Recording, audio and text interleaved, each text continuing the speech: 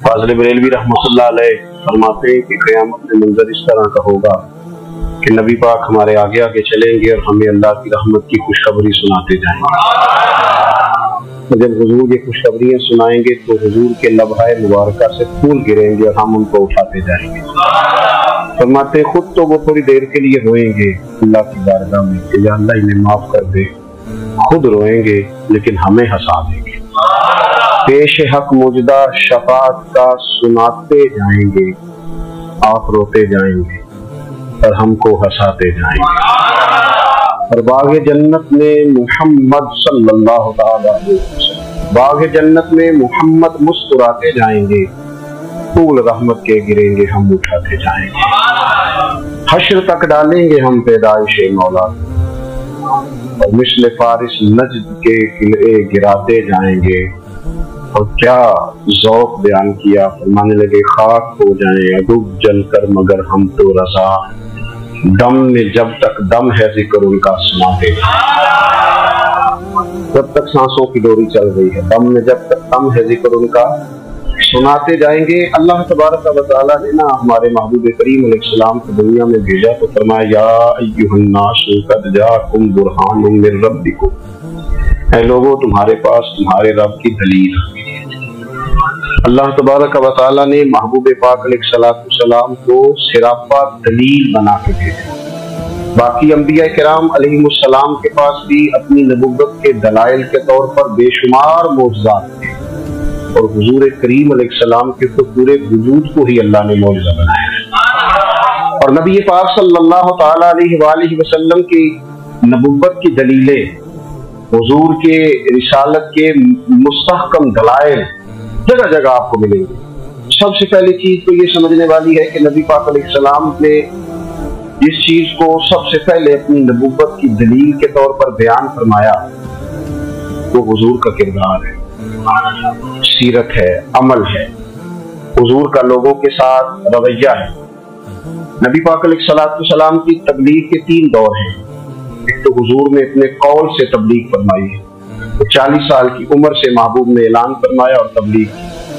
और एक नबी पाक सल्लल्लाहु तआला अलैहि वसल्लम बिन वास्ता हुजूर की तबलीग है जो आज तक जारी है। उम्मत के उलमा, मशाइख, मुबल्लिगीन हुजूर के दीन को आगे फैला रहे हैं। तो दरअसल ये भी तबलीग रसूल पाक अलैहिस्सलाम की तबलीग। और एक हुजूर की तबलीग का दौर है हुजूर की पैदाइश से लेकर विलादत मुबारका से लेकर हुजूर अलैहिस्सलाम के ऐलान नबुव्वत तक। इस दौरान नबी पाक ने जो तबलीग फरमाई है वो अपने किरदार से।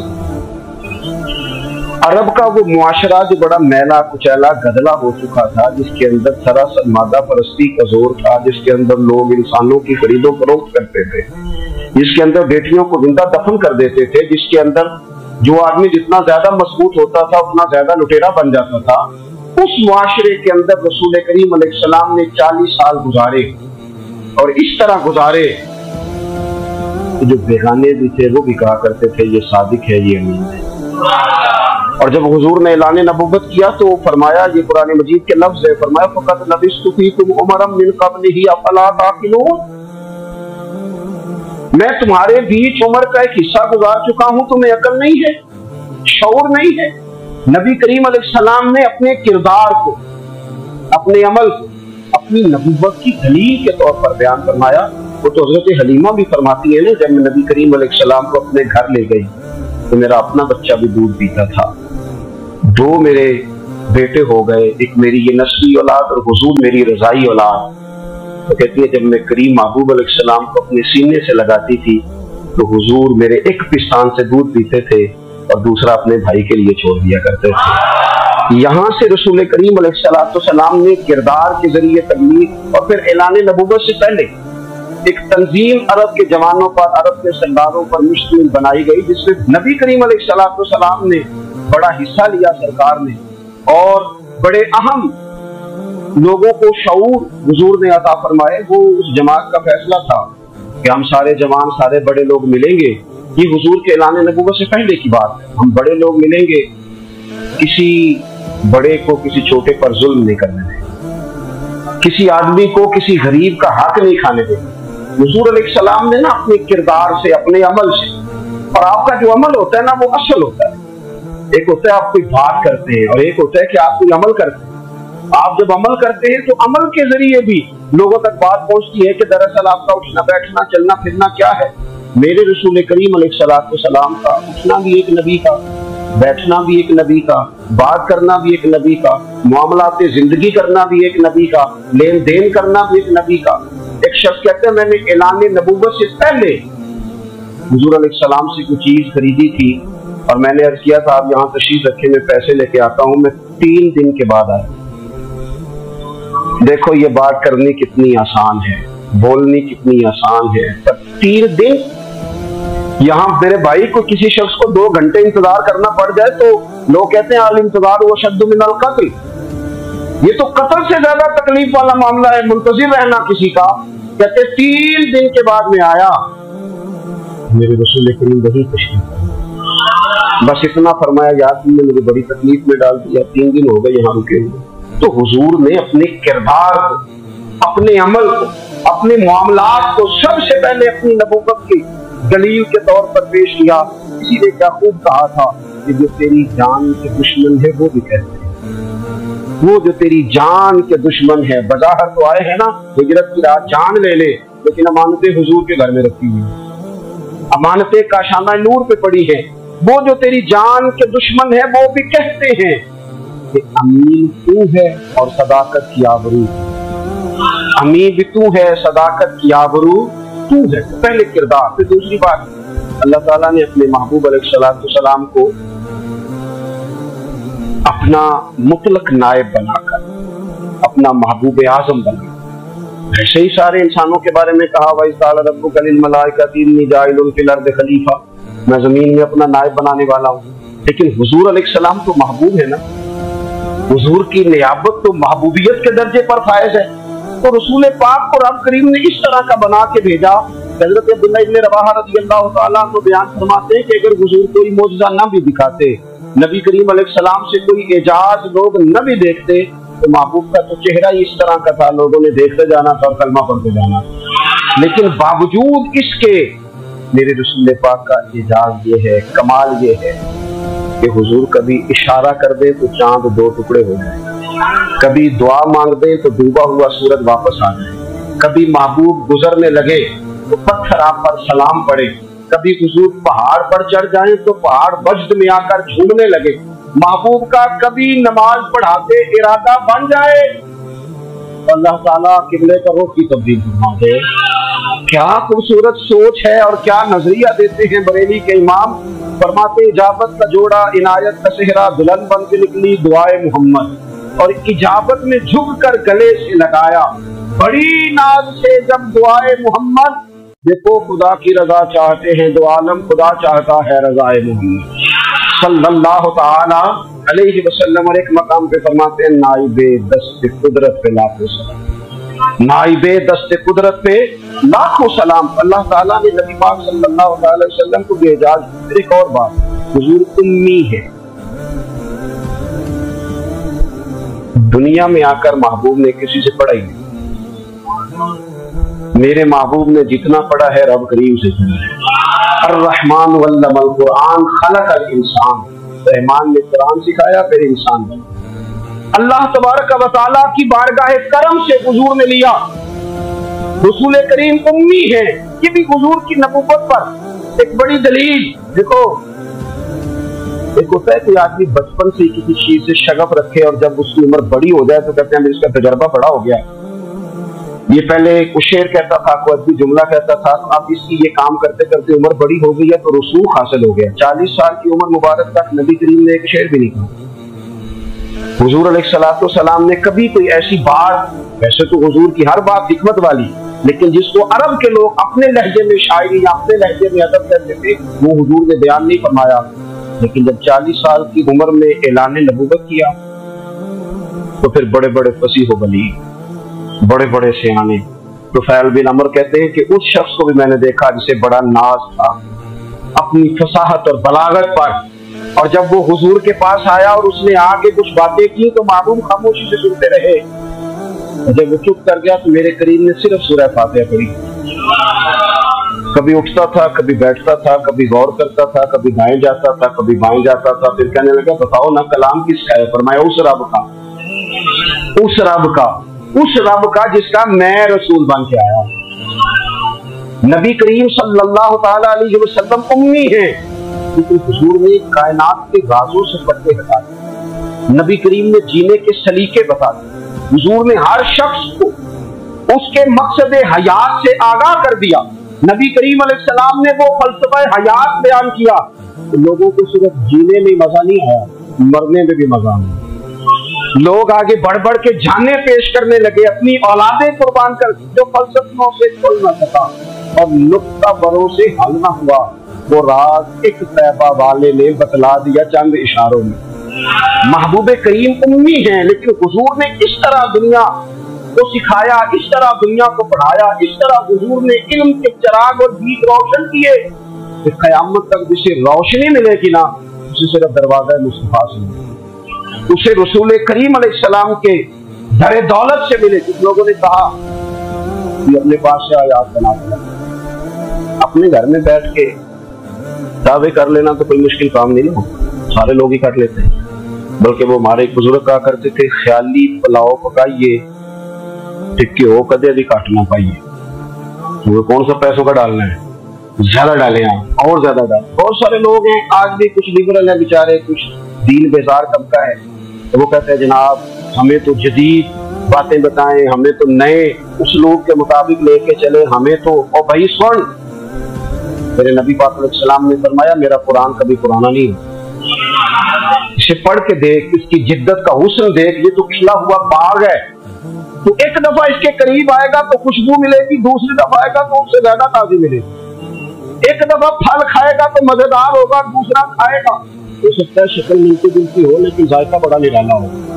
तो आ तो सही ना। जब कुछ लोगों ने कहा ये खुद से बना के आयात लाते हैं तो फरमाया भाई तुम पी रही दिन दिन मानज़लना अला अब्दिना फातू बिसूरतिन मिन मिस्लिही।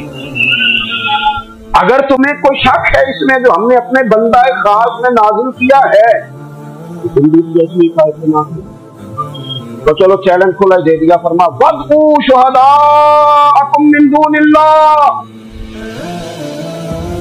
अल्लाह और अल्लाह वालों को छोड़ दो। तफसीरी तर्जुमा कर रहा हूँ, यानी सहाबा को छोड़ दो, हुजूर के मानने वालों को छोड़ दो, बाकी सारी दुनिया के काफिर इकट्ठे हो। एक आयत बस कुरान जैसी लेके, एक आयत लेके आओ। इन कुंतुम सादिकीन, अगर तुम सच्चे हो। जवानों सुनो, कहा एक आयत, और ये चैलेंज आज तक कुरान मजीद का मौजूद है। आज तक तुम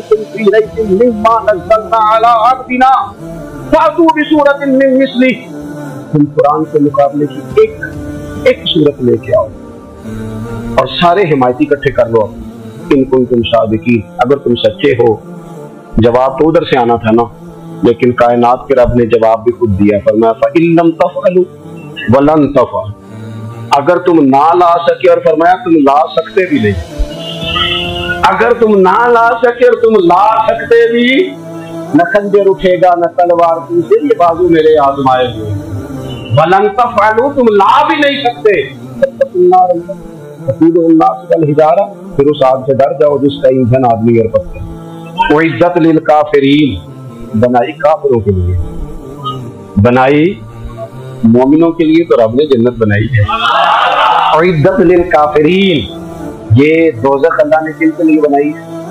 उइद्दत लिल काफिरीन कहते हैं काफिर के लिए बनाया। तो अल्लाह तबारक व तआला ने मेरे रसूल पाक सल्लल्लाहु तआला अलैहि वसल्लम को वो किताब अता फरमाई, और फिर हुजूर की फसाहत और बलागत, मारिफत। देखो एक होता है घंटों बातें करना, एक होता है कई कई वॉल्यूम पर मुश्तमिल, कई कई जिल्दों पर मुश्तमिल कुतुब का लिखना, और एक होता है किसी बंदे का एक बात करना और सामने वाले की तबीयत को इतना जगा देना कि अगली बात फौरन ही उसकी समझ में आ जाए। और हुजूर ना किसी की अना को नहीं जगाते। हम बाज़-ओ-क़ात किसी से खिताब करते हैं, बात करते हैं तो सामने वाले की अना को जगा देते हैं, ठेस पहुंचाते हैं। वो कहता चल फिर तगड़ा हो जाए, मैं भी आया। हुजूर अना नहीं जगाते थे, मेरे नबी पाक ज़मीर जगाते थे, ताकि वो शख्स फैज़ हासिल कर सके, उसे कुछ मिले। नबी करीम का जो अंदाज़े तकल्लुम है वो इस तरह का होता था कि इंसान खुद ब खुद खेल उठता था कि मतलब ये बात होने के लगी, मतलब हुजूर क्या फरमाने लगे। नबी करीम सल्लल्लाहु अलैहि वसल्लम एक दिन महबूब करीम ने सहाबा की हुजूर की फसाहत व बलागत देखी। फरमाया महबूब ने, कितना नादान है वो शख्स जो अपने माँ बाप को गाली दे। खली हो गई लोगों की आंखें, कान खड़े हो गए कि या रसूलल्लाह, कौन ऐसा बदबख्त है जो माँ बाप को गाली दे। अब जब सवालात ज़हनी सतह पर पूरी तौर पर उभर गए ना, तो अब रसूल करीम ने बात समझाई। ये है फसाहत व बलागत, तेरे आगे हैं यूं दबे नचे फुसहा अरब के बड़े बड़े, कोई जाने मुंह में जुबान नहीं बल्कि जिस्म में जान नहीं। या रसूलल्लाह, कौन ऐसा नालायक है जो माँ बाप को गाली दे। अब जब ज़हनी सतह यहाँ तक उभर आई तो अब हुजूर ने सुना, मैं जब तुम किसी के माँ बाप को गाली दोगे तो वो भी तो जवाब में तुम्हारे माँ बाप को देगा, तो फिर नफ्स ही ये तुमने खुद जुल्म किया है अपने माँ बाप। क्यों तुमने ऐसा लहजा इख्तियार किया कि जिससे सामने वाले की अना जाग जाए तो वो तुम्हारे मुकाबले में आकर के खड़ा हो जाए। क्यों तुमने इस तरह के अंदाज इख्तियार किए कि जिससे सामने वाला भी सारे पंजे खड़े करके बाहर निकल आया कि आ जाओ फिर मैं भी मैदान में हाजिर हूं। रसूल करीम की फसाहत बलागत ना, हुजूर दो चार जुमलों में सारी बात समझा दें। एक हदीस पाक अगर हमारी समझ में आ जाए, एक रवायत नबी पाक सल्लल्लाहु अलैहि वसल्लम ने फरमाया, खूबसूरत मुसलमान वो है जो बेमकसद बातों को छोड़े। लो, इससे पूरी जिंदगी सजाई जा सकती है, एक जुमले से पूरी जिंदगी सवारी जा सकती। वो लंबी चौड़ी बातों में जाने की जरूरत नहीं। कहा खूबसूरत मुसलमान ये है जो बेमकसद बातों को छोड़ दे, लाजानी बातों को, क्या कहते हैं हमारे देहात के लोग, जड़े पिंड जाना नहीं, ओदा राह पूछने दी। लेकिन आजकल लोग बाज आंधे, यानी जिस बात का बिल्कुल ताल्लुक नहीं ना वो बात भी करते जाते हैं, जिसका शोभा ही नहीं, वो भी छलांग लगा लगा के उसमें आ जाता है। हम अपना वक्त जाया करते हैं, अपनी सलाहियतें जाया करते हैं, अपना नुकसान करते हैं। हम अपना काम सही करके नहीं करते और दूसरी सारी दुनिया को ठीक करना चाहते हैं। और भाई, आप जिस जगह जिस शोबे से ताल्लुक रखते हैं, आप अपने मामलात में मजबूती पैदा करें। हुजूर ने अपनी फसाहत के साथ, बलागत के साथ लोगों को कायल किया और कुरान मजीद की तासीर का ये असर मेरे करीम रसूल ने दिखाया कि रात को जब हुजूर बैठ के कुरान पाक पढ़ते थे, जब यासीन वाले नबी खुद यासीन की तिलावत करें, जब ताहा वाले महबूब खुद ताहा की तिलावत करें, गौर करो ना, जब मुदस्सर वाले महबूब खुद इन जुमलों को अदा करें, यानी जिनके बारे में आयत आई है, जब वही ये आयत पढ़े कि इन्ना आतैना कल कौसर, यानी जिनका जिक्र हो रहा है, जब वो ये बात करे कि या अय्युहन नबिय्यु इन्ना अरसलनाका शाहिदन व मुबश्शिरन व नज़ीरा लितुमिनु बिल्लाहि व रसूलिही व तुअज़्ज़िरूहु व तुवक्किरूहु व तुसब्बिहुहु बुक्रतन व असीला, जिनके बारे में आयत आई है, जब वो ये कह रहे हो कि रफ़अना लका ज़िक्रक, जब वो कह रहे हो वद्दुहा वल्लैलि इज़ा सजा, जरा उस कैफियत को देखें जब महबूब खुद पढ़ रहे हो, और जो हुजूर पर आई हैं उसका जायका, उसका लुत्फ, उसका अंदाज भला क्या होगा। हुजूर जब रात को पढ़ते थे ना कुरान पाक, जो पक्के काफिर थे, अबू जहल जैसे लोग, वो भी झाड़ियों में छुप छुप के मदीने वाले की तिलावत सुना, हुजूर की तिलावत सुना करते थे। यही बेहतर है कि पर्दों में वो पर्दा पोश रहे, वो अगर पर्दे हटा दे तो किसे होश रहे। रसूल करीम अलैहिस्सलाम की तिलावत का सुनना, करीब जाना, ये एजाज है। हज़रत फारूक आज़म कहते हैं तबीयत का बड़ा दादा था, मिजाज का बड़ा सख्त था, जिंदगी हमेशा डट कर गुजारी, बातों पर खड़ा रहना आता था। जब मेरी बहन ने मुझे चंद आयतें सुनाई तो मैं तड़प ही गया, घरों आया समार मुकामने नूं, तुम मैनू मार दे लै चलो, कोई मते उमर दी उमर बर्बाद हो जाए जिथे उमर सवार दे लै चलो। ये एजाज है रसूल करीम सल्लल्लाहु अलैहि वसल्लम पर नाजिल होने वाली किताब का। फिर हुजूर ने खबरें दी, नबी पाक ने खबरें दी। हुजूर ने फरमाया रूम फतह होगा, वो हुआ। नबी करीम अलैहिस्सलाम ने फरमाया शाम फतह होगा, तो शाम फतह हुआ। फरमाया ईरान फतह होगा, तो ईरान फतह हुआ। सुराका बिन मालिक कहते एक गांव पर भी मुसलमानों की हुकूमत नहीं थी, एक गांव पर हुजूर मक्का मुकर्रमा से निकल रहे थे, मदीना तैयबा तशरीफ ले जा रहे थे। अभी रास्ते में थे, मैं 100 सुरपूतों के लालच में माज़अल्लाह हुजूर को गिरफ्तार करने पहुंच गया। महबूब ने हुक्म दिया, हुजूर का मुआजिज़ा मैंने आंखों से देखा, मेरा घोड़ा जमीन में धंसता चला गया। मैंने माफी मांगी, हुजूर ने माफ कर दिया। मैंने समझा अचानक हो गया है, मनवाना भी बड़ा मुश्किल है। शजरो हजर पहचान गए, इंसान की नजरों में शाकिर है। ये कुछ ऐसे लोग हैं जिनको मनवाना तौबा तौबा, मानने को तैयार नहीं, देख देख के भी मानने को तैयार है नहीं, मानने को तैयार ही नहीं।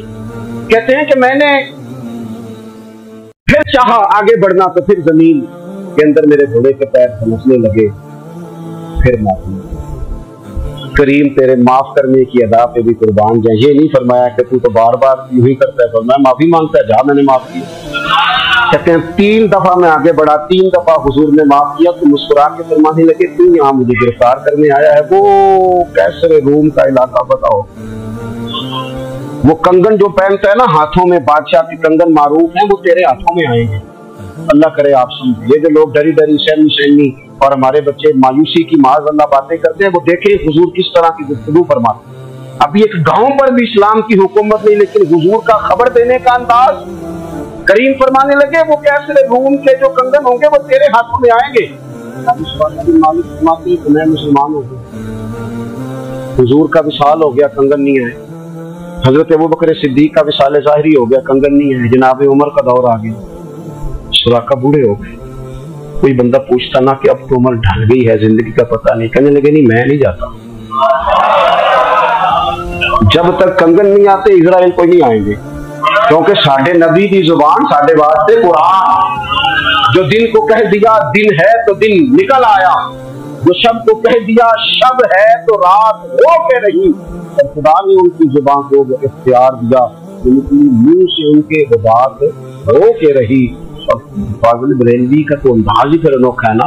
वो तो कहते हैं वो जुबान जिसको सब कुन की कुंजी कहे, जिसको सब कुन की कुंजी कहे, उसकी नाफिज हुकूमत पे लाखों सलाम। कहने लगे नहीं आते हजरत इजराइल, फिक्र न करो, बूढ़े हो गए थे, निकलना घर से बंद कर दिया था। हजरत उमर का दौर था, कंगन आ गए।